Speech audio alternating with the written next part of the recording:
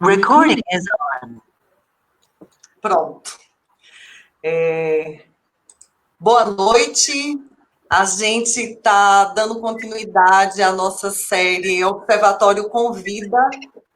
E hoje a gente tem alguém que é uma delícia de ouvir. E tem sido sempre muito generoso aqui com a gente do Sertão. Então, o professor Itamar Lages, que é da UPE, Campo Santo Amaro, lá em Recife, e integra a diretoria do Centro Brasileiro de Estudos de Saúde, o nosso querido SEBS, ator importantíssimo no processo de reforma sanitária aqui no Brasil. Então, a gente agradece imensamente sua disponibilidade e indica que é um debate em 3 tempos. Então, a gente vai ter um encontro marcado por 3 segundas-feiras seguidas, né, iniciando 7 horas, 7 um pouquinho, e então a gente pede a todo mundo que dê uma lida em algumas regras que a gente bolou ali para que o nosso bate-papo flua da melhor forma. A gente vai ouvir as provocações de Itamar e depois a gente vai fazer uma roda, que é também o estilo de que ele mais gosta. Quando a gente conversou, ele pediu assim, dá para ser uma roda? Se dá, a gente faz uma roda. Então, Itamar, muito obrigada por sua disponibilidade e estamos aqui para ouvir e depois a gente conversa. Pois bem, pessoas queridas do meu coração, quando Bárbara me contactou para fazer essa participação, aí, num primeiro momento, eu disse que não poderia nas terças, né? Porque tem um compromisso com o SEBS, que é o Centro Brasileiro de Estudos de Saúde. E aí foi possível a gente arrumar nas segundas-feiras. E eu estou ouvindo porque me sinto duas coisas. A primeira é o prazer, sabe, de estar compartilhando com vocês a certeza de que, se é verdade que eu posso trazer alguns elementos para contribuição, eu também vou levar muitos. E a outra coisa é, sabe, quando alguém te pede uma coisa e não é um simples pedido, você encara como uma tarefa política, principalmente nesse momento que a gente está vivendo, que é um momento assim. E com isso eu já antecipo, né? Nós vamos conversar sobre análise de conjuntura.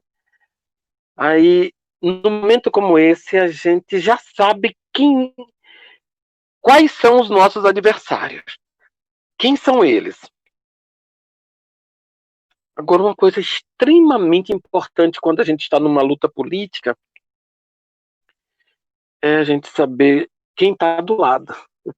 Com quem a gente pode contar. Tá certo? Isso é muito, muito, muito importante. E às vezes a contribuição que a gente pode deixar é essa. Dizer à companheira, aos companheiros, assim, ó, pode contar comigo. Minha contribuição é muito pequenininha, mas é isso que eu posso fazer. E aí eu entendi que esse observatório convida, amei o nome, viu? Amei o nome. Amei o nome. É um desses espaços que a gente pode estar fazendo reflexão consequente. Né? A gente está pensando, mas não estamos apenas aqui fazendo um exercício idealista. A gente pode fazer um exercício de pensamento para tentar fazer determinadas aplicabilidades.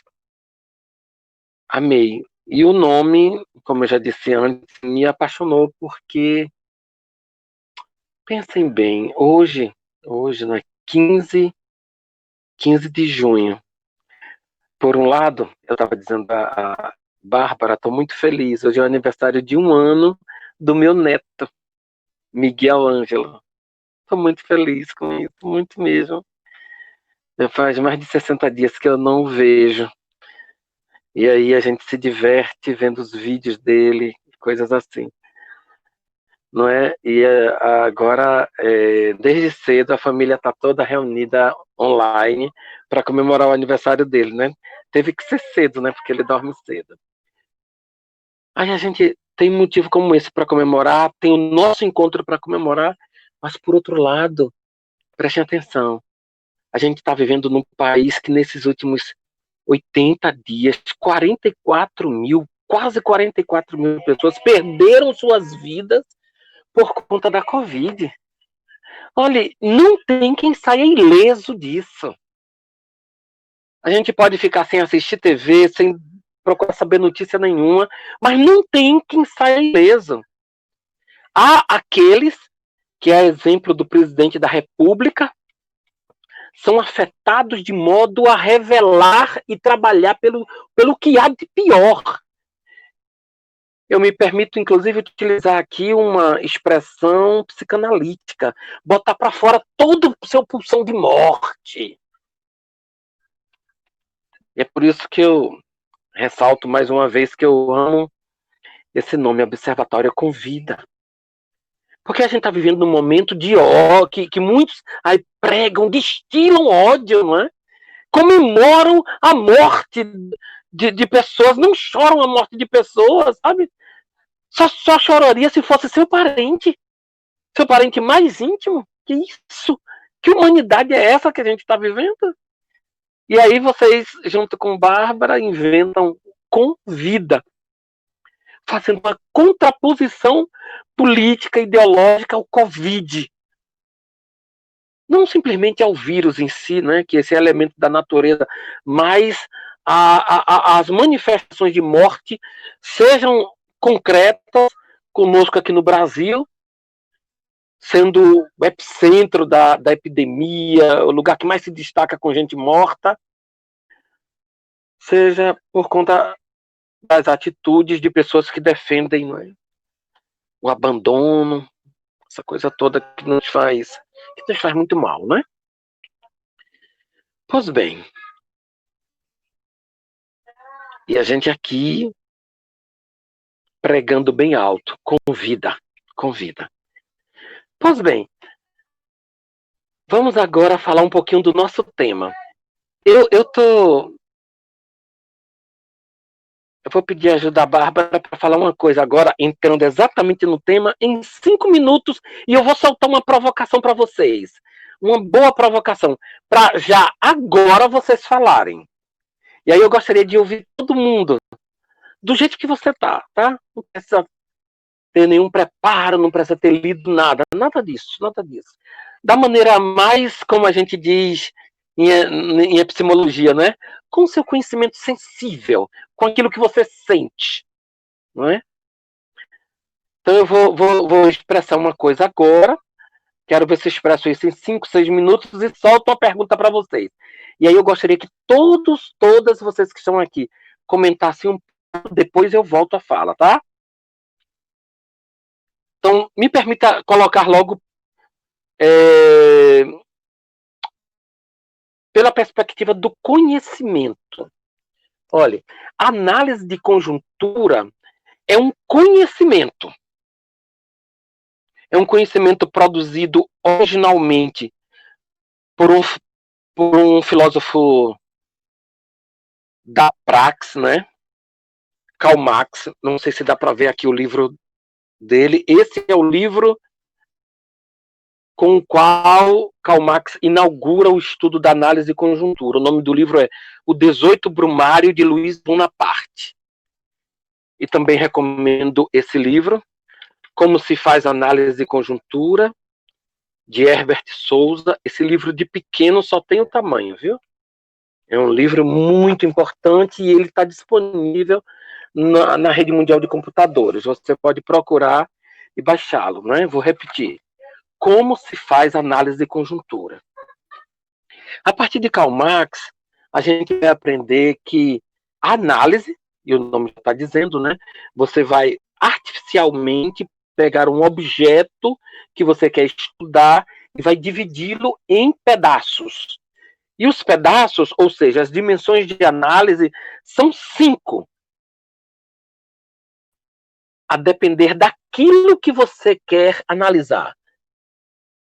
Eu gosto dessa ordem que Herbert de Souza, muito conhecido por Betinho, que não está conosco há muito tempo, né, nos deixou. Ele coloca assim nessa seguinte ordem: os acontecimentos, a primeira dimensão de análise, a segunda dimensão são os cenários, a terceira dimensão, os atores, a quarta dimensão, as relações de força, e a quinta dimensão, a articulação entre a estrutura e a conjuntura. Vou repetir: acontecimentos, cenários, atores, relações de forças, articulação entre a estrutura e a conjuntura. Como esse é um conhecimento, ninguém precisa necessariamente se tornar marxiano do ponto de vista político. Não, não precisa. Não precisa. Para poder usar esse conhecimento, você precisa estudar, você precisa ler, não é? Mas não precisa se tornar um marxiano. Eu digo isso até porque muita gente que é liberal, que é ultra neoliberal, inclusive, não é? Em determinados momentos, quando está fazendo menção sobre a realidade, a gente percebe que a pessoa está seguindo esse raciocínio analítico, ou seja, o raciocínio da análise e conjuntura, certo? Então, isso é importante. Da maneira que a gente faz uso instrumental do conhecimento de outros sociólogos e filósofos, a gente pode usar esse conhecimento sem necessariamente ter que se tornar marxista, tá bom? Ou, como dizem alguns autores, marxianas, tá bom? Então, repetindo, quais são as 5 dimensões de análise? Acontecimentos, cenários, atores, relações de forças, articulação entre a estrutura e a conjuntura. Pois aí já chega a primeira pergunta. Olhem para mim, vou até tirar meu óculos. Olhem para mim, por favor. Parem um pouquinho de escrever. Isso. Gostei do sorriso. Sorriso lindo. Vou fazer uma pergunta. Na verdade, vou fazer 2. Vou fazer uma, a gente abre uma primeira rodada de conversação, depois vou fazer outra. Essa pergunta dá para usar todas essas categorias. A pergunta é, atenção, nesses 80 dias que a gente está vivenciando com certa tristeza, com certa angústia, com muita preocupação, essa pandemia. Você que está me ouvindo agora, os seus recursos econômicos, financeiros, aqueles recursos que você ganha para se manter, eles aumentaram? Você teve aumento na sua remuneração, nos seus ganhos, né? Mesmo que não seja a remuneração que você ganha do seu trabalho, mas outras coisas que você faz. Você teve aumento? Essa pandemia, ela trouxe essa coisa de positiva para você? Você melhorou economicamente? Completando a pergunta. Você sabia que o Banco Santander teve um aumento volumoso nos seus lucros nesses 80 dias? Pronto. Dito isso, vou tentar fechar meu microfone, passo a palavra para vocês e peço à minha querida Bárbara que ajude a organizar as falas. Bom, ele quer ouvir todo mundo, então quem já está aquecida aí para começar? Eu vou dizer para todo mundo esquentar o cangote, né? Não tive aumento de renda. Claramente não. Mas tem um fenômeno que eu tenho construído uma outra relação com isso de gastos, pelo fato de não poder sair de casa. Queria só sinalizar isso. Quem segue? Eu posso seguir. Não tive o aumento do gasto, pelo contrário, tive a redução de alguma parte da grana por conta dos decretos do município que eu trabalho. E sim, sabia desse aumento também do Santander. Me deu um pouco de asco.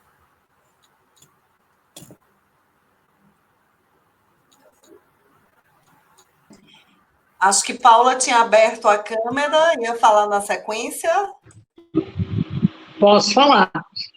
Eu não tive aumento, mas assim como a Bárbara, eu acho que eu ganhei dinheiro porque eu não tinha nem vontade de gastar. Eu acho que eu comecei a olhar para dentro de mim e para fora de mim, nas pessoas que passavam dificuldade em relação à Covid e dor, muita dor de perda dessa doença, uma pandemia horrível que a gente está passando. E eu acho que isso faz a gente começar a dar valor para outras coisas.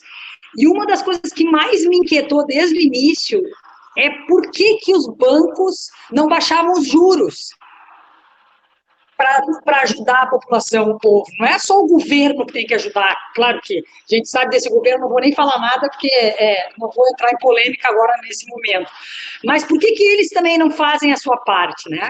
Então, essas coisas, essas relações de força e de poder me incomodaram muito, e me incomodam muito nessa pandemia.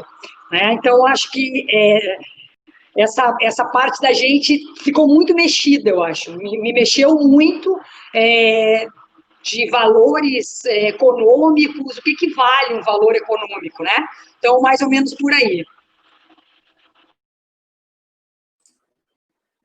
Quem segue? Acho que eu posso falar. Bem, eu tive a minha bolsa ameaçada e segue, eu sou bolsista. Então, além de ter tido a bolsa ameaçada e segue ameaçada, eu tô morrendo de medo de ficar sem grana e não poder seguir no mestrado. Então, tô guardando o máximo, porque eu sei que depois eles não vão pagar pra gente ficar os meses a mais que a gente vai precisar ficar. E é isso, não tive aumento e tô tendo que reduzir ao máximo meus gastos.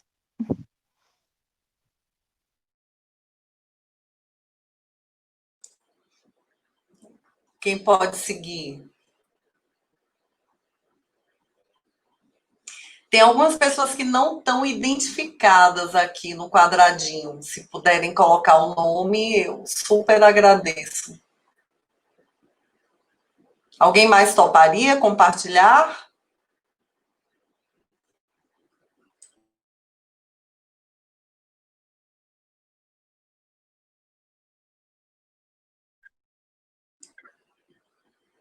Itamar, Eu posso retomar, viu? Eu posso retomar. Pronto. Ainda tem que ir esquentando o cangote, eu acho. Isso. Eu vou falar um pouquinho, daqui a pouco eu vou fazer outra pergunta, tá? Mais ou menos na mesma linha. Para a gente dialogar, para a gente ir dialogando. 5 pessoas falaram. E essas 5 pessoas, eu posso, obviamente, o que eu vou fazer aqui, do ponto de vista teórico, tem sua fragilidade, mas é só um exercício. Essas 5 pessoas compõem uma força. A força que não consegue multiplicar o seu dinheiro, principalmente num período como esse de pandemia.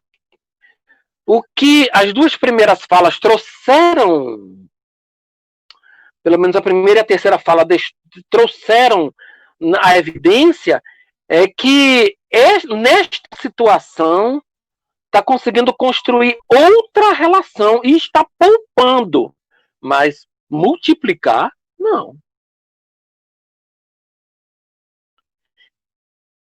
Então, esse grupo aqui que falou Se eu olho para as categorias de análise, eu posso entender, inclusive a pessoa, não é, que fala: estou sofrendo ameaça de corte na minha bolsa.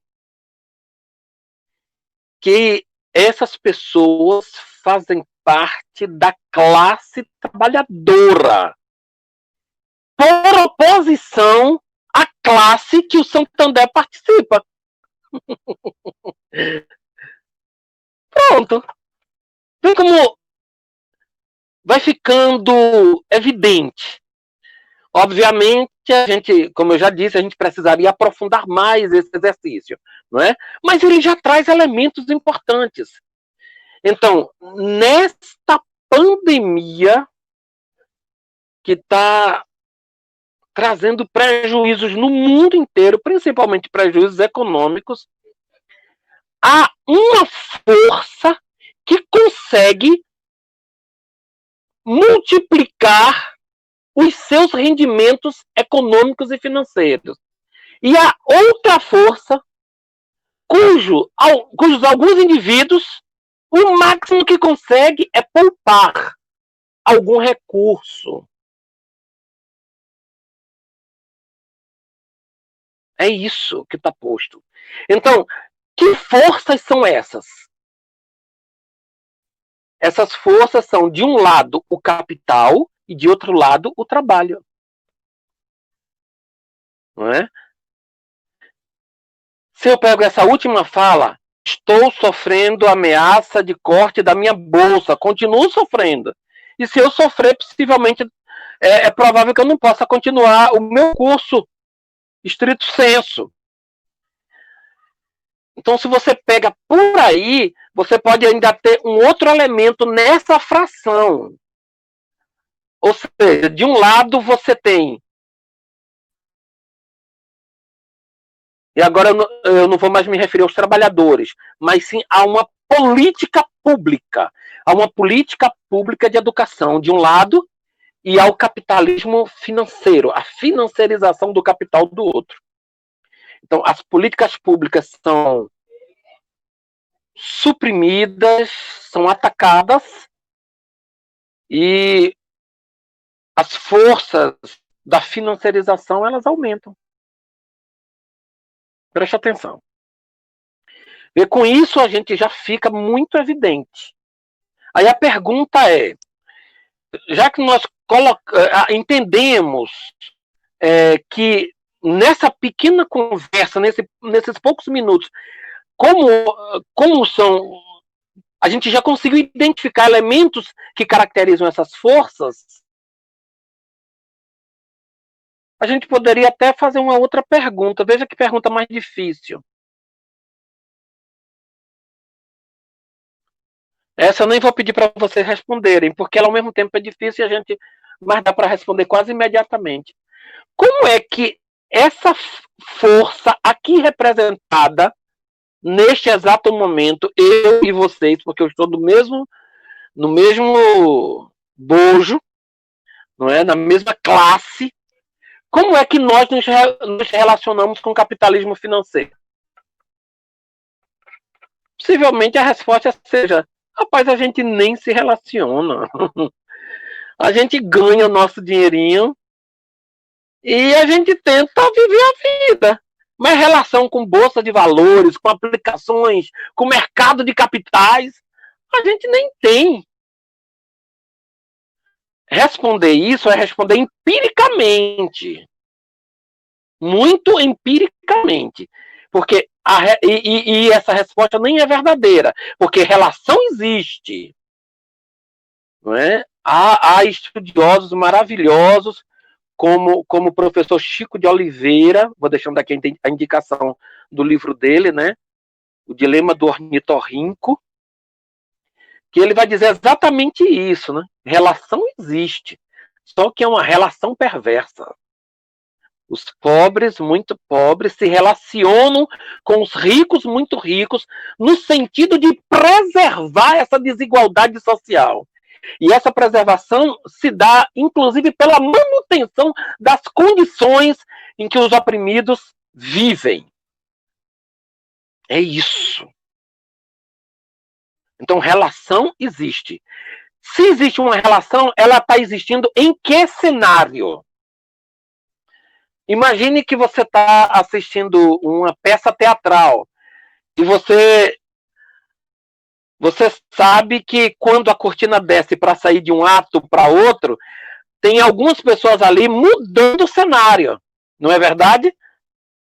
Então, num determinado ato, o cenário, digamos assim, está desenhado, arrumado, organizado para parecer que estamos numa praia. Os atores que estão numa praia. No outro cenário, vai parecer que as pessoas estão no sertão. Não é? Pronto, é mais ou menos isso.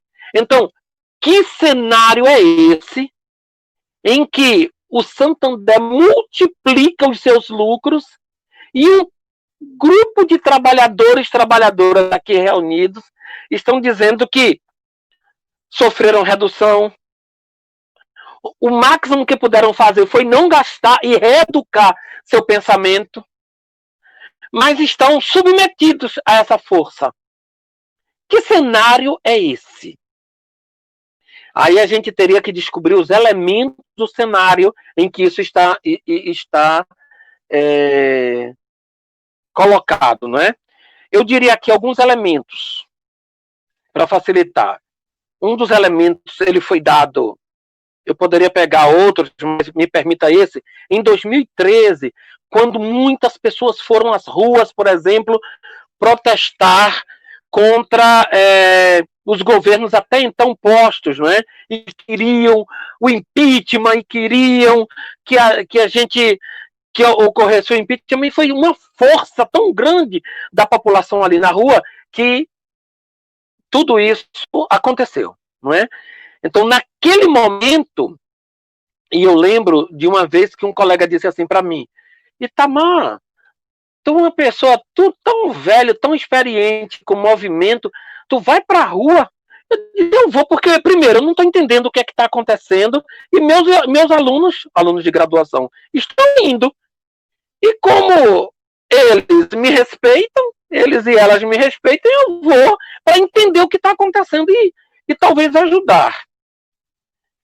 E eu lembro que no final do primeiro momento, ali na Avenida Gabriel Magalhães, nós reunimos, eles me chamaram para uma conversa ali na Praça do Derby, né, que ficou conhecido como Praça da Democracia, e perguntando: professor, como é que está esse movimento? O que é que o senhor entendeu? Aí eu disse para eles: esse não é o nosso movimento, esse não é o nosso povo. Tem outra coisa aí que eu não tinha entendido. Havia uma força organizada pelo mercado, havia uma força contra as políticas públicas, embora permitissem defesa da educação, da saúde, mas havia uma força que não queria, por exemplo, bandeiras de partidos políticos, que não queria roupas vermelhas, que não queria um monte de coisa. Então, era uma força que estava querendo se descolar de um passado recente. E a minha pergunta é: descolar como? Você vai inventar o Brasil a partir de agora? Não há como fazer isso. Não há como se descolar do passado. O passado, mesmo aquele que nós não vivemos concretamente, ele vive em nós. E é essa realidade subjetiva, é essa realidade de fórum íntimo que a gente tem que parar para ver, para pensar, para questionar, para problematizar. Imagine quando ela se dá concretamente num determinado local. Então eu posso dizer, elementos, o cenário foi de predominância comunicacional das forças favoráveis ao mercado, das forças do individualismo, das forças antissolidárias. Elas se reorganizaram ali.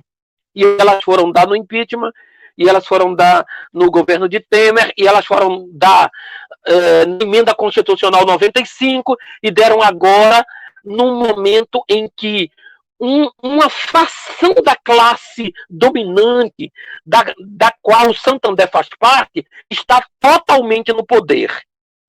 E aí, por eu vou fazer uma analogia de um fato a outro. Olha, se de um lado há pessoas entre nós que está ameaçado de perder a bolsa para cursar seu mestrado, por outro lado, ainda há pessoas que tiveram redução na sua remuneração, não é? Há pessoas que, para não perder dinheiro, está mudando a mentalidade quanto ao consumo. Essas pessoas de um lado que estão trabalhando na perspectiva da força pública, elas vêm sofrendo desde aquele momento da reorganização de quem estava defendendo o mercado. É isso. Então, numa análise bem breve, a gente pode dizer que 2013 foi o ano que nos trouxe todos os elementos do cenário, não é? E colocou em evidência os seus atores. Quem eram os atores?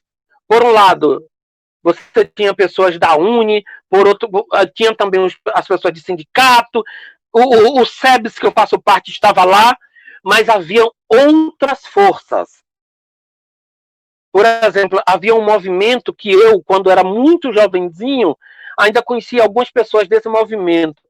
Ele era conhecido muito pela sigla VPR, que naquele momento teve outro significado. O significado da sigla foi Vem Pra Rua. Teve um outro grupo, não é? Que eu conhecia essa sigla com outro significado, um significado de luta popular, não é? E naquele momento ele teve um significado ligado a esse grupo de extrema-direita, que é o MBL, que é o grupo que defende o mercado. Tá certo?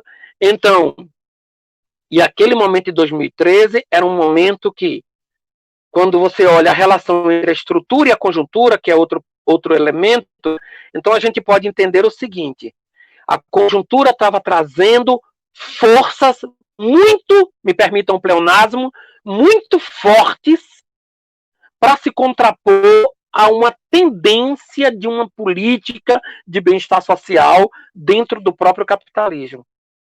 Foi isso que aconteceu, né? Foi isso que aconteceu. Então é por isso que hoje o resultado é que, como o capitalismo ele não tem como ser igualmente distribuído nem entre aqueles que o defendem, então você não pode dizer que todos os capitalistas estão ganhando com a pandemia. Não pode dizer isso, não pode dizer isso. Você tem que dizer que algumas frações estão ganhando e ganhando muito. Certo? Bom, com esse exemplo, eu quis trazer algumas coisas que eu considero importantes para a gente pensar também, teoricamente, convidar vocês para a gente, se puderem, consigam esse livreto de Herbert Souza e deem uma lida, tá bom?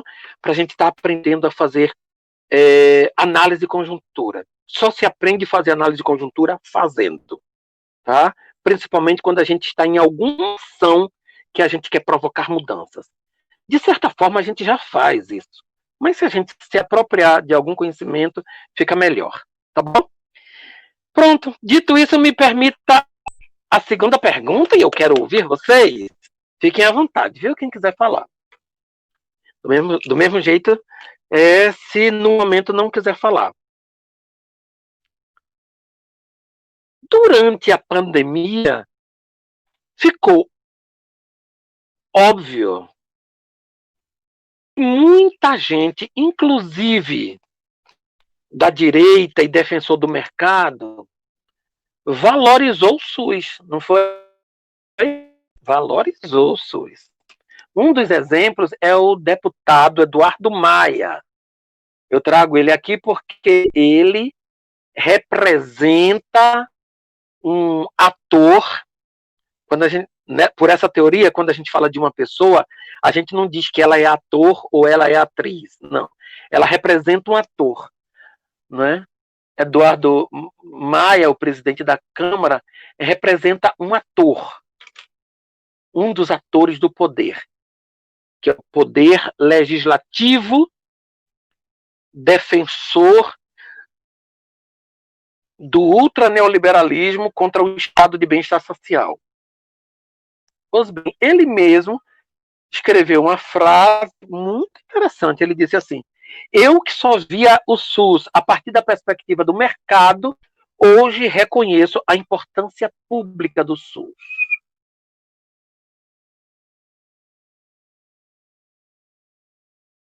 Porque pessoas, não obstante tudo que está acontecendo, que hoje nós sejamos o país com mais casos, né? Estamos aí, um dos países, né, com mais casos e também com maior número de mortes da Covid, mas é indiscutível que seria tudo muito pior se não fosse o SUS, né? Muito pior. Então a pergunta é a seguinte, vou tirar meu óculos de novo, não fique roendo as unhas, levante a sua cabeça, que eu vou lhe perguntar agora. Isso! Perguntar para vocês. Essas pessoas como Armínio Fraga, Eduardo Maia e tantos outros que defendem a privatização da vida social como um todo. O próprio Mandetta, que de certa forma fez uma boa gestão, né? De certa forma fez uma boa gestão da epidemia. A pergunta é, que SUS essas pessoas querem construir, considerando este cenário? Essa é a pergunta. O que vocês acham? Que SUS? Desligo o meu micro para ouvir vocês.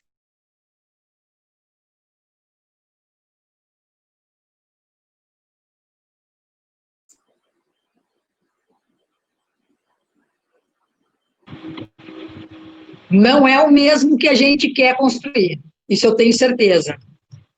E me preocupa demais, porque o nosso SUS é o SUS para o povo, é o SUS que dá oportunidade para todas as pessoas terem uma equidade, uma igualdade. E eles não querem isso. Eles querem que o SUS possa ser um mercado para eles. E uma forma de mostrar a cara e deles aparecerem usando o SUS.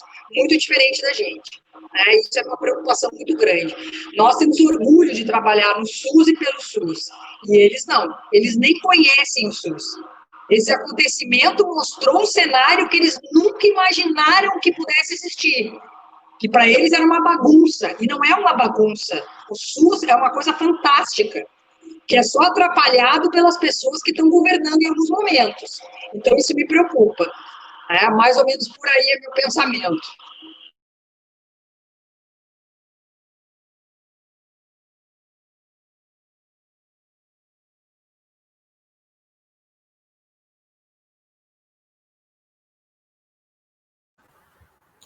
E aí eu acho que só para complementar a fala da Paula, né? Acho que, enfim, que é esse SUS que vai financiar as clínicas privadas, os manicômios, as comunidades terapêuticas. É esse SUS, né, que essa galera aí defende.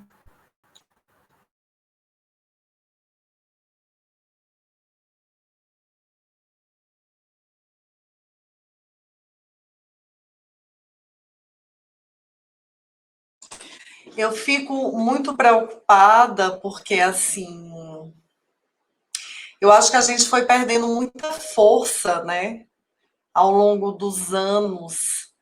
E essa dificuldade que o país tem de efetivamente assumir o SUS, que é claramente uma política que vai na contramão da onda neoliberal, que é o que esses caras querem.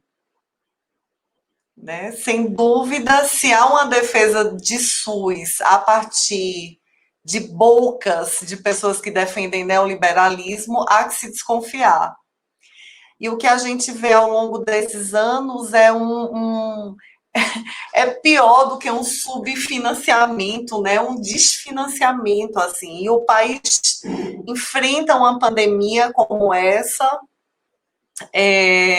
O SUS está, eu acho, como o Itamar diz, garantindo que a coisa seja um pouco, né, menos difícil, porque não fosse o SUS, seguramente a coisa estava muito pior. Mas eu fico pensando, nossa, como perdemos força. Porque um dos pontos fundamentais do SUS, que está lá desde o iniciozinho, é a previsão de que a formação de pessoas para trabalhar no SUS era um compromisso da própria política. E com a questão do desfinanciamento, né, dessa dificuldade de financiamento, isso é sempre o que fica em último plano. Então, a gente tem muita gente no sistema que tem, acho que, uma dificuldade de compreender a potência do que é compor isso, que é mais do que um conjunto de serviços de saúde, né? É uma defesa de acesso para as pessoas. É uma política pública que tem um outro compromisso, né, com outro tipo enfim, de direcionamento, de encaminhamento de convívio social. Então, era isso.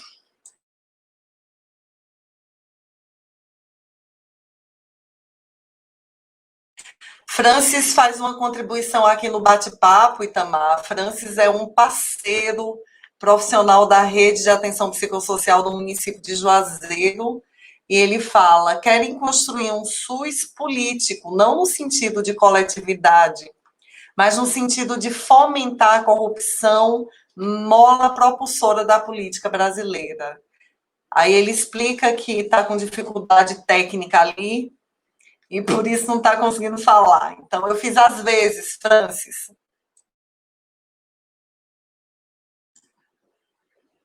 Alguém mais ou Itamar já retoma?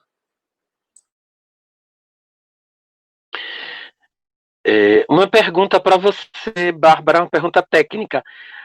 O cronômetro aqui, eu estou vendo ele já perto de 1h40.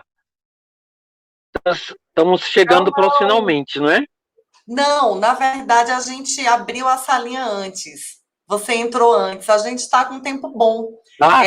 Por nossa programação, acho que a gente pode ir até 8:45, 9, tranquilo. Dá para encaminhar. Se for tranquilo para você. Certo. Tá tranquilo, tá. Marcando desde o momento em que você entrou. Acho que você foi o primeiro a chegar. Certo. Deixa eu fazer outra pergunta, porque como eu estou fazendo essa a partir do celular, eu estou sem relógio. Então, falta quanto tempo para as 9? A gente está agora com a marcação de 8h04. 4 minutos para as 9? Não, são 8h04. Ah, certo. 56 minutos. Certo. Tá bom. Então também talvez não precise a gente chegar mesmo até 9. Eu quero aqui trazer alguns elementos importantes para a gente entender tudo isso a partir da análise de conjuntura.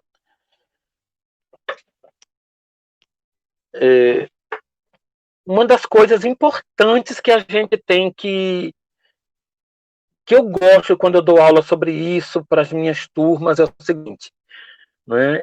Lá na residência de saúde da família do campo, eu digo muito a eles, eles e elas, sempre façam uma análise. Aí toda a turma começa dizendo: professor, eu não sei, você dá uma aula sobre isso. Digo: vai fazendo até que aprende, vamos ler, vai fazendo. Como é que você vê a situação? O que é que você quer que mude? Mudar como? Vai fazendo pelo sentimento. Eu sou muito dessa coisa de sentimento, tá? E esse é o primeiro elemento que eu quero colocar aqui. Porque a minha racionalidade me ajuda a organizar o pensamento, me ajuda a ter ferramentas que deixem a minha fala sistematizada. Mas nem sempre uma fala sistematizada está colada com aquela pessoa que fala. Então, para estar colada com quem fala,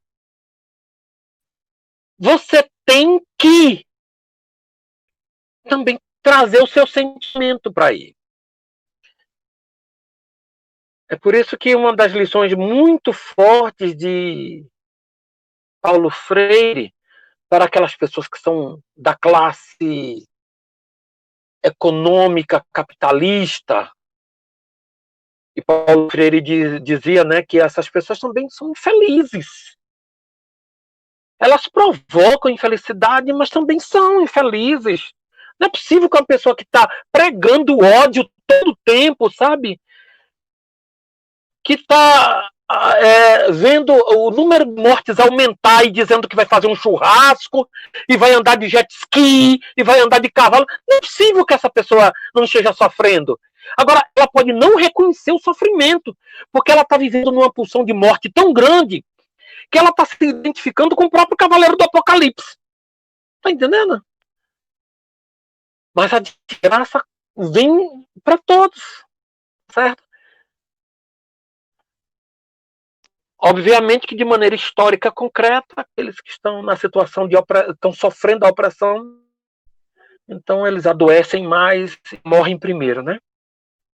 Mas o que eu quero dizer para vocês é que quando lerem, estudarem como fazer uma análise de conjuntura, procurem também aquilo que faz sentido para você.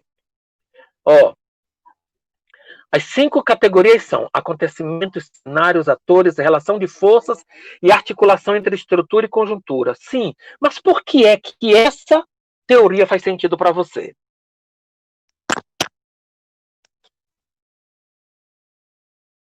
Aí eu te faço algumas perguntas assim. Quem é você? Para um pouquinho para responder essa pergunta para você mesmo, para você mesma. Para um pouquinho. Quem é você? De onde você vem? O que você está fazendo aqui? Você vai para onde, hein? Me diz, me diz. Me diz não, me diz não, me diz não, que eu não tenho muito o que fazer com isso. Essas respostas são suas. E são, inclusive, de foro íntimo. Elas dizem para que você está nesse mundo. Tá entendendo? E quando eu pergunto quem é você, eu estou perguntando pela tua história passada. Pela tua história passada, pela tua história anterior. Eu estou perguntando pelos teus pais, pelos teus avós, pelos teus bisavós, pelos teus tataravós. Entendido? E em determinado momento, deixa eu só pegar essa lição agora que eu estou dizendo para vocês. Vou falar um pouquinho sobre mim, sem nenhuma intenção de me servir como modelo, mas só para ficar claro isso. Só para ficar explícito. Ó, há pessoas que, se hoje você perguntar para elas assim, o seu sobrenome vem de onde? A pessoa consegue lhe dizer. Não, meu nome é tal porque eu descendo de famílias tais que vêm de tal lugar da Europa. Por exemplo. Não é? Algumas dessas pessoas estão na situação e na condição de pessoas de uma classe econômica muito abastada. Aí Paulo Freire diria para essas pessoas, não é? Tente se identificar com aqueles que sofrem. Porque há pessoas que não sabem do seu passado. Entendeu?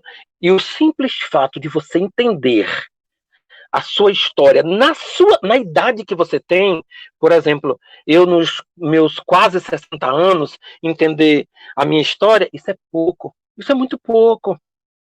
Eu teria que me entender a partir, por exemplo, e aí eu estou falando exatamente de mim, da história da minha mãe, que nasceu em 1938. Como era o mundo em 1938. Um ano depois que Getúlio Vargas deu um golpe de Estado e fez desse país uma ditadura. Uma das piores ditaduras que já existiu.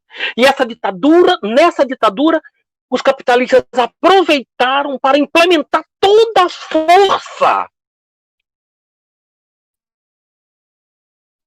capitalista contra a classe trabalhadora. Aqui e acolá foram saindo alguns benefícios para a classe trabalhadora, como as caixas de pensão e aposentadoria, como os institutos de aposentadoria e pensão.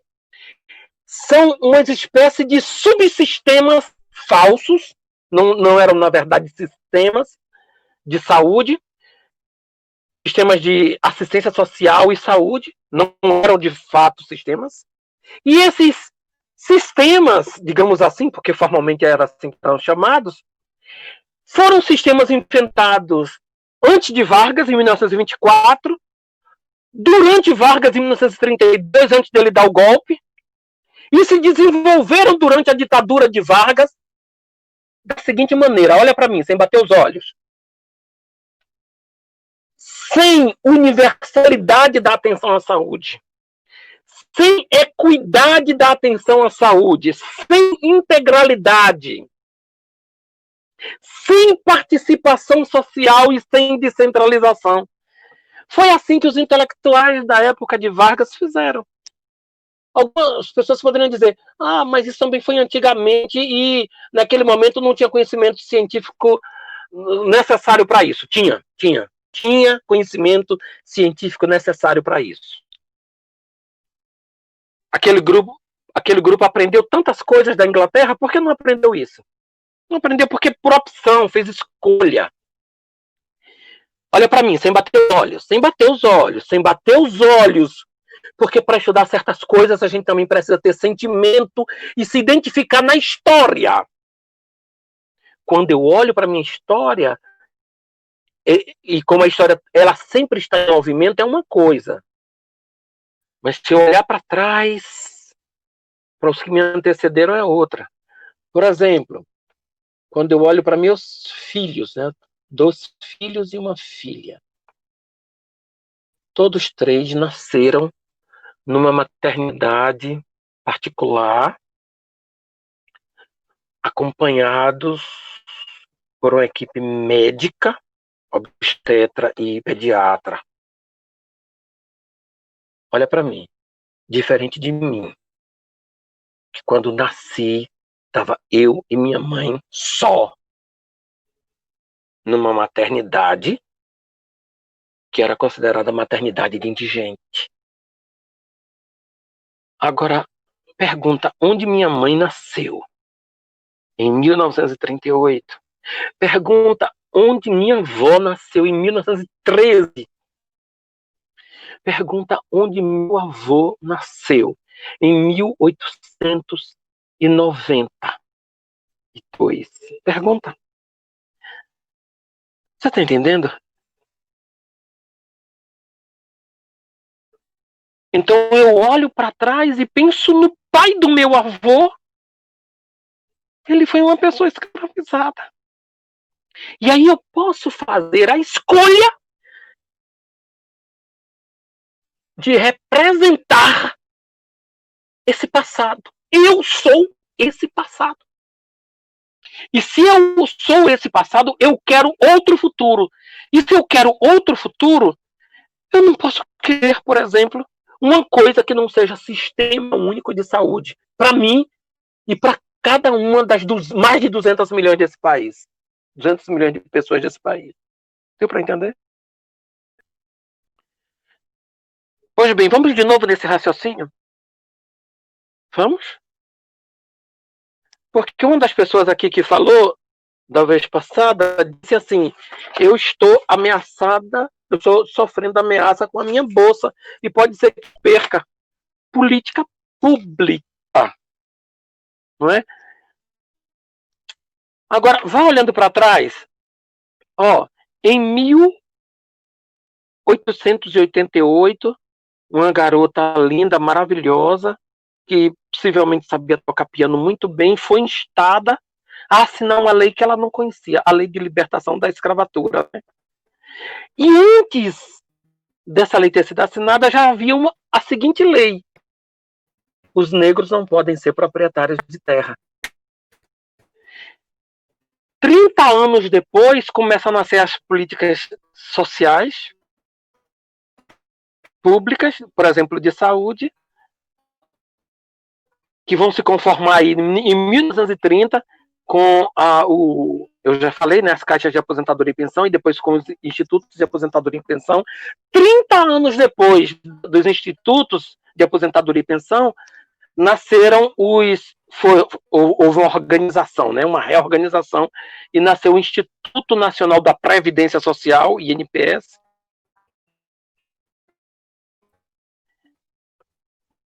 Em 1966, 10 anos depois, o governo cria um sistema, organiza um sistema a partir dessa história todinha, que vem do final do século XIX, e chama esse sistema de Sistema Nacional de Saúde.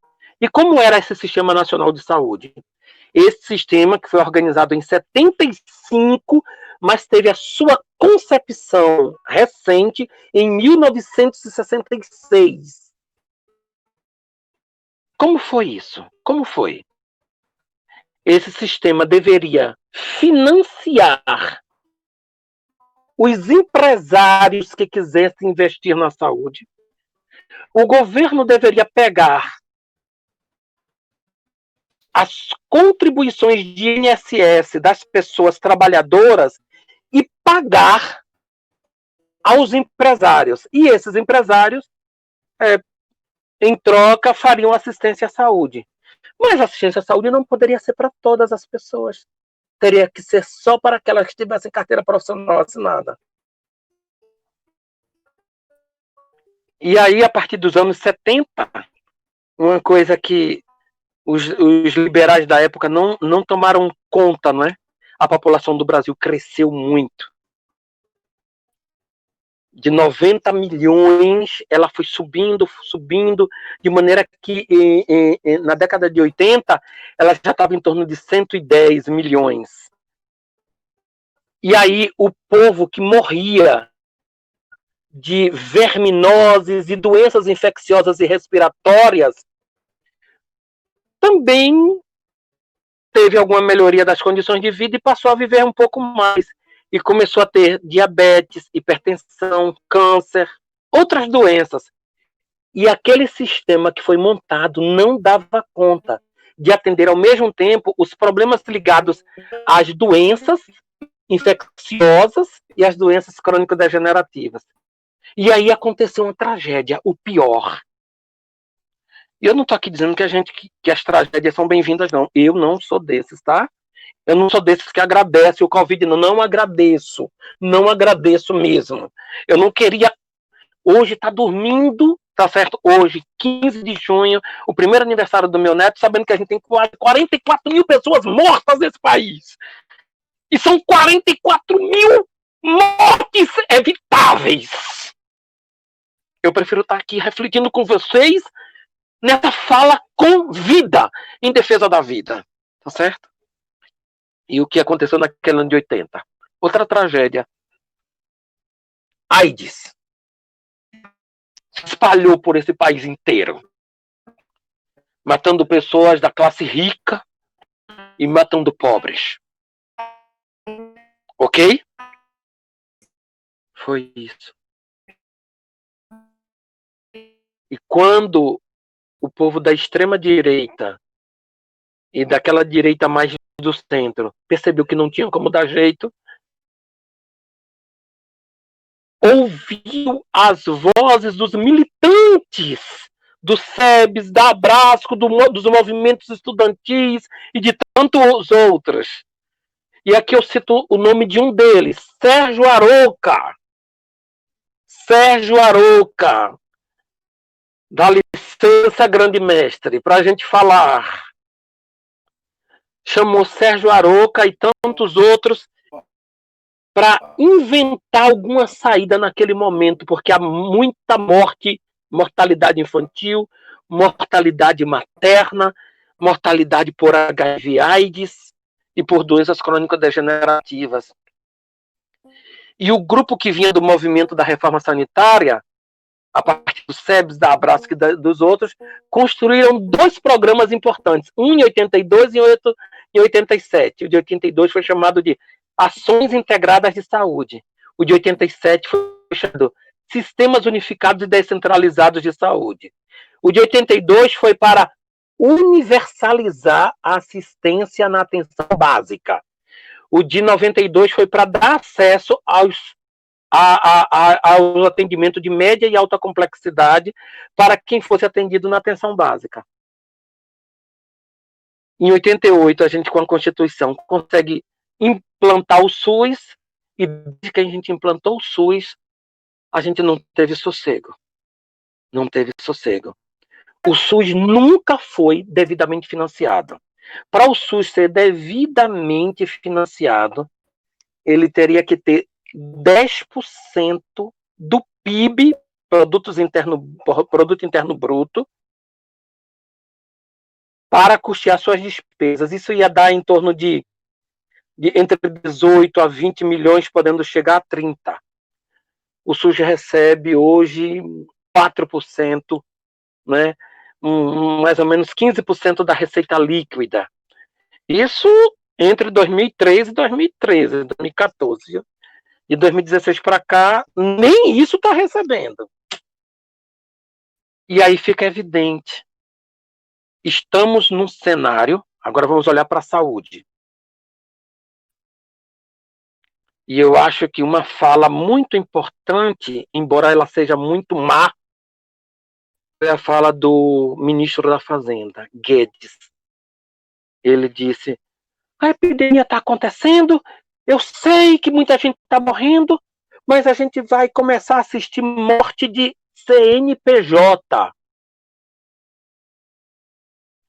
Então, na hora que eu olho pelo SUS, por essa perspectiva, e me vejo enquanto uma pessoa que defende o SUS, e eu defendo o SUS, inclusive, subjetivamente, é uma defesa de foro íntimo, e eu defendo o SUS também em uma organização política e nas minhas atividades políticas, porque eu rejeito, porque eu denuncio a forma como eu e minha mãe fomos expostos a uma assistência chamada de assistência de indigente. Rejeito a maneira como minha avó, meu avô nasceram, sem assistência nenhuma, e possivelmente os pais do meu avô, possível que nasceram também nessas circunstâncias, no interior de Bom Jardim, enquanto pessoas escravizadas. Enquanto isso, não dá para calar. Porque lá em 86, quando estava sendo inventado o SUS na 8ª Conferência de Saúde, tem uma frase que eu acho que vocês do Convida podem tomar ela como lema. Está lá no relatório final da 8ª Conferência.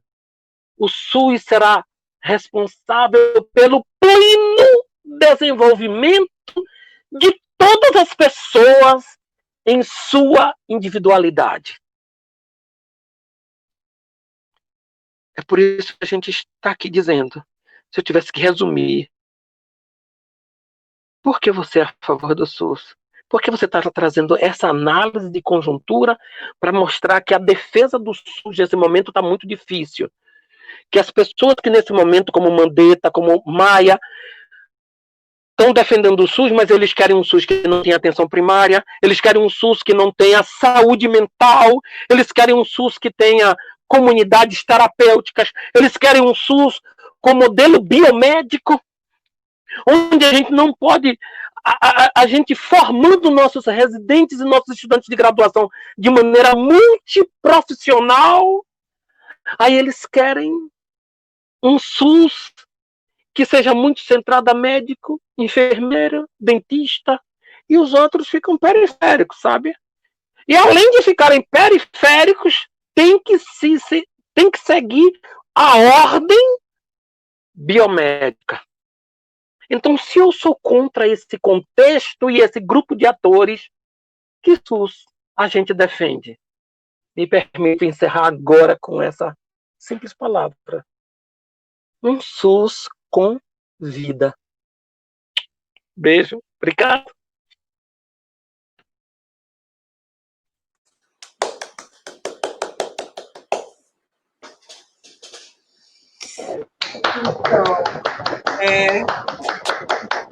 Arrasou, Itamar. Então, nossa, uma dose forte, hein? Para uma segunda noite. Assim, eu senti a força da tua emoção aqui desse lado, Itamar. E eu acho que isso aconteceu com todo mundo que está partilhando.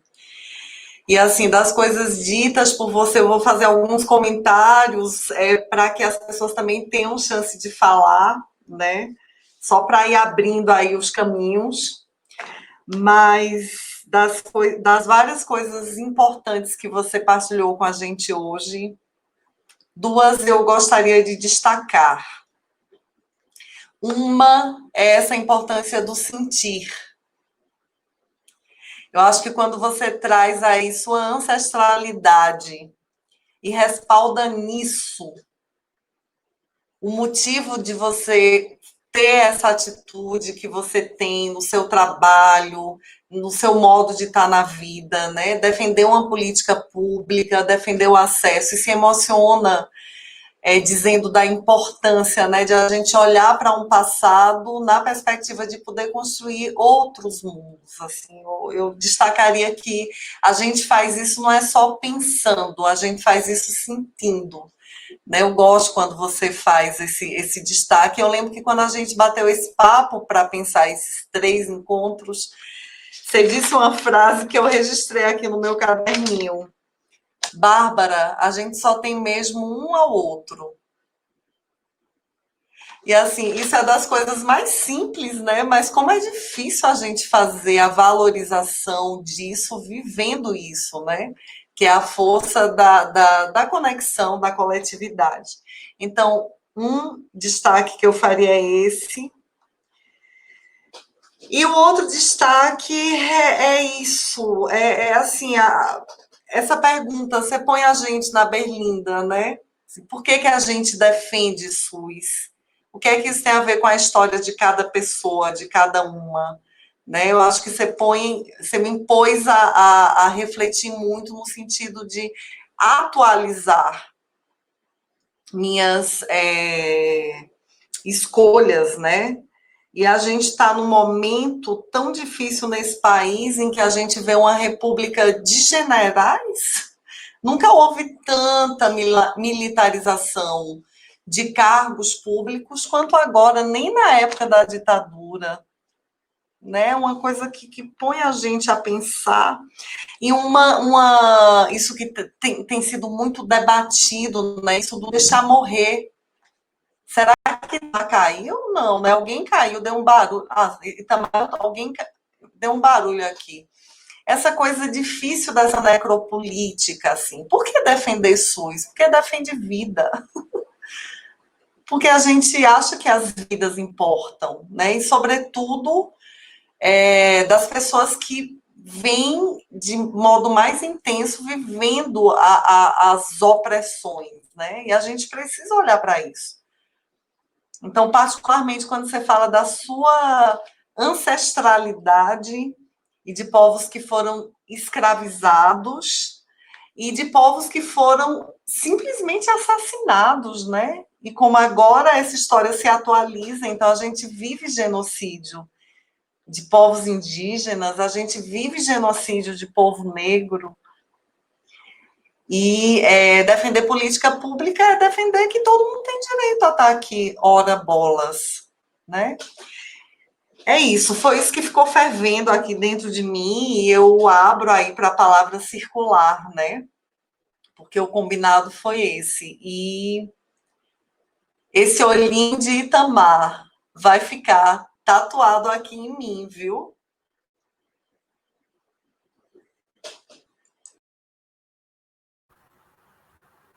Algo que, quando o Itamar fala, né? O que é que faz a gente defender o SUS? Eu penso muito, a ideia de SUS que eu tenho é de um projeto de sociedade, né? Que é diferente do que Rodrigo Maia, do que, enfim, as pessoas que estão no poder hoje defendem. Eu acho que eles defendem o SUS para um projeto de sociedade deles. E eu acho que nós aqui no campo popular, né, que, enfim, ouvimos pessoas e lemos histórias e acompanhamos como as coisas se deram, acompanhamos falas como de Sérgio Aroca, de pessoas tão importantes, né, dentro da construção desse projeto de sociedade, que comunga com um projeto de sociedade que Paulo Freire defendia, né, da inclusão das pessoas, de fazer com que todo mundo, enfim, tenha direito, né, que ninguém precise nascer em um lugar de indigente, né, que ninguém precise ser cuidado, tendo sua liberdade e seus direitos básicos violados, né? Eu acho que é esse projeto de sociedade que a gente defende, e acho que é algo que tem que ficar marcado, e a gente precisa relembrar isso sempre.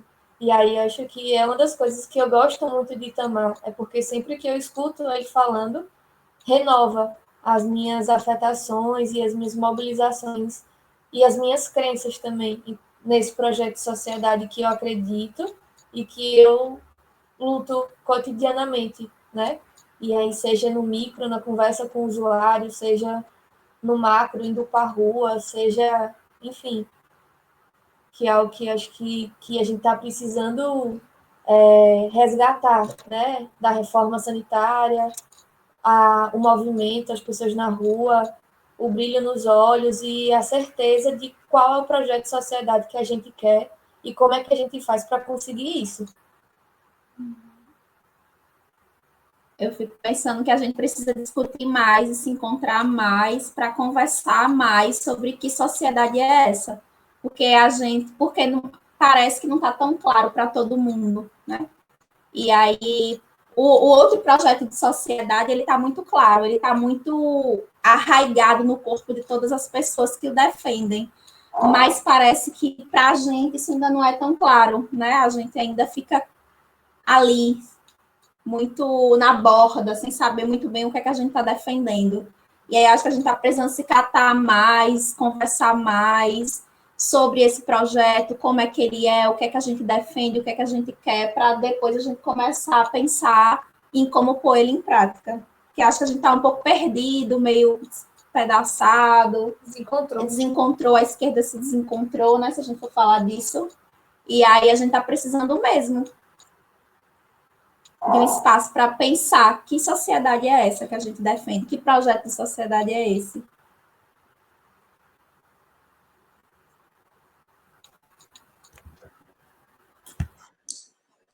Mais alguém quer fazer algumas considerações?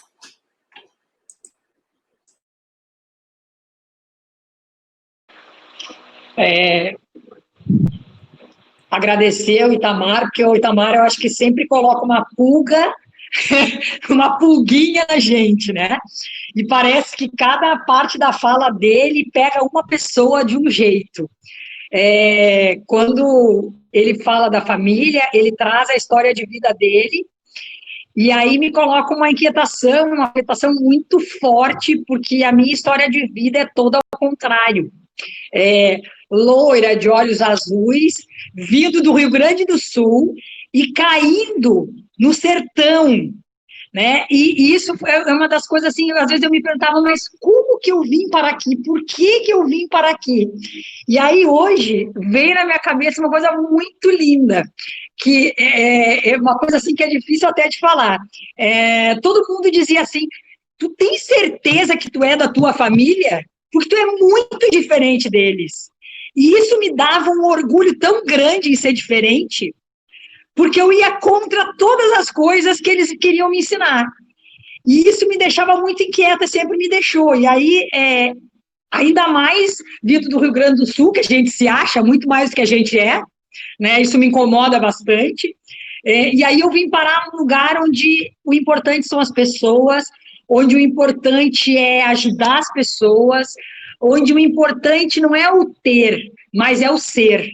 E isso me deixa de uma forma muito feliz, muito, muito, muito feliz, em tirar o meu filho no momento de formação dele do Rio Grande do Sul, e mostrar realmente quais são os valores importantes e de que forma a gente tem que ser enraizado, né? Então, isso me dá uma paz de espírito e por isso eu me sinto tão pertencente a esse lugar. Porque aqui não tem tradição inventada, aqui tem tradição, tradição raiz, que nem eles adoram dizer lá agora que está na moda. Então, isso me faz muito, muito feliz. Às vezes, né, eu tenho essa história de vida muito forte e eu não tenho como ir muito contra, porque como eu fui criada, a gente também não muda tanto. Então, as pessoas às vezes não entendem, mas a ideia e a essência, né, é isso. É uma alegria muito grande em ser uma gaúcha, que nem me falaram uma vez, tu é a gaúcha mais nordestina que eu conheço, e isso me dá um prazer muito grande, muito, muito grande. Agradecer ao povo nordestino a forma com que me mudaram.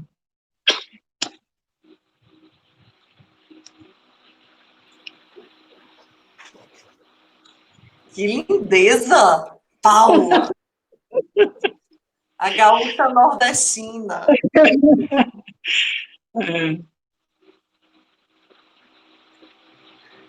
Gente, mais alguém quer compartilhar? Porque eu acho que a gente já pode ir encaminhando para Itamar fazer as considerações de passagem, não, nem são considerações finais. A gente tem deixado os temas livres dessas conversas do Observatório Convida, e aí a pessoa que topa compor com a gente vai dizendo o que quer discutir. A gente meio que combinou que iniciaria por essa análise de conjuntura, vai passar por um debate de atenção primária e residência. E vamos ver como é que a coisa vai se compondo ao longo dos próximos 2 encontros. Então, teremos mais, né? Seguiremos com mais encontros com esse moço maravilhoso. Alguém quer fazer alguma consideração antes de a gente passar para ele? Alguma outra? Bárbara, temos alguns comentários no chat. Pode ler, Tam. O Francis diz: falar de SUS é falar de vida. Somos vidas que defendem vidas. Temos a Constituição Federal, a Constituição Federal a favor. Vamos nos fazendo caber com nossos compromissos públicos em tempos de desumanidade nos poderes. Desculpa, não consigo o áudio, agradeço o espaço e as falas importantíssimas dos colegas de luta. Sônia também comenta, gratidão pela partilha da palavra de hoje. Diz que a câmera e o áudio estão travando, não está conseguindo interagir. A luta popular, a luta pelo SUS se fortalece no sentir, na identificação com o povo. Avançaremos. Abraços. Joia. Então, acho que a gente poderia passar, né, para... Itamar quer fazer algumas considerações de passagem para a próxima segunda? Como é que você quer? Uma das coisas importantes, eu acho, nesse momento, e considerando que eu já conheço de vocês, desde aquele momento que nós estivemos perto, e também tem a ver com minha realidade de trabalho, na próxima segunda a gente falar um pouquinho, trazer especificamente a atenção primária à saúde, tá certo? Eu penso que a gente está vivendo um momento, e a gente tem elementos para isso, para dizer que a maneira como muitas secretarias municipais de saúde, o que elas fizeram com a atenção primária à saúde nessa pandemia do Covid, favorece aqueles que são contra um SUS universal, equânime e de qualidade. Não é essa atenção primária que nós queremos. E a gente pode fazer uma análise de conjuntura retomando a atenção primária. E na terceira segunda-feira, eu gostaria de contar aqui algumas histórias de estratégias, de coisas distintas. Eu gostaria de contar e queria também ouvir. O que a gente está fazendo de resistência, de insistência, de persistência? Tá certo?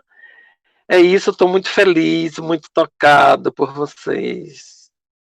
Muito convida. Eu amo essa polissemia dessa palavra, Bárbara. Vamos tentar com isso. Convida, né? De convite, convida de vida, convida por oposição ao Covid. Que polissemia bonita, não é? Dá para a gente fazer até uma poesia de modo coletivo. Gente, então, agradecer muito, Itamar, tua disponibilidade de estar com a gente. Obrigada por tocar a gente, né? O bate-papo inaugural foi com o Ricardo Cecim, ele falou uma coisa interessante, a gente está aprendendo novos modos de tocar, né? E assim, acho que hoje a gente experimentou ser tocada também, né? Como foi no primeiro bate-papo, e de um modo muito especial. Então, sigamos. Obrigada por todo mundo que pode estar aqui com a gente numa segundona à noite. E vamos encerrando. Até a próxima. Vamos tentar deixar isso gravado, né? E disponibilizar. Abraço, boa noite. Boa noite.